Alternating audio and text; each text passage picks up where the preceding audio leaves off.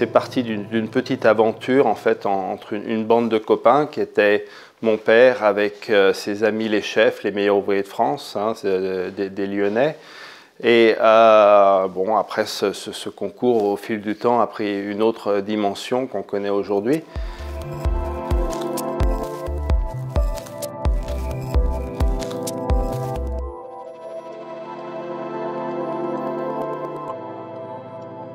Je pense que le concours, c'est surtout un reflet de ce qui se passe dans chaque pays.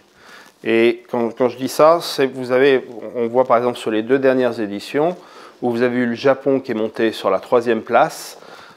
Aujourd'hui, ça reflète, je veux dire, ce qui se passe avec la cuisine japonaise dans le monde. Il y a 20 ans, la cuisine japonaise, c'était une cuisine lointaine pour nous, les Occidentaux, qui n'était pas appréciée du public. Aujourd'hui, c'est plus le cas. On voit des sushis de partout. Donc, encore une fois, je pense que le Bocuse d'Or, voilà, reflète un peu ce qui se passe, les mouvements, ce qui se passe dans notre monde.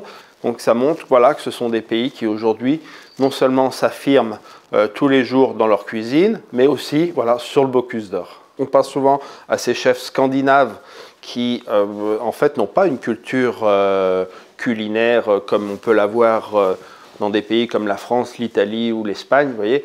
Et je pense que c'était un moyen, justement, pour ces chefs des pays scandinaves, de pouvoir s'affirmer et de dire, regardez ce que l'on fait. Ils sont rentrés chez eux, ils ont tout de suite ouvert leur restaurant. Et voilà, c'était un véritable tremplin pour leur carrière professionnelle.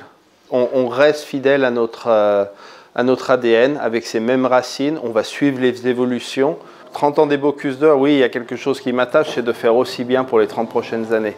Je souhaite un joyeux anniversaire au Bocuse d'Or et une longue vie.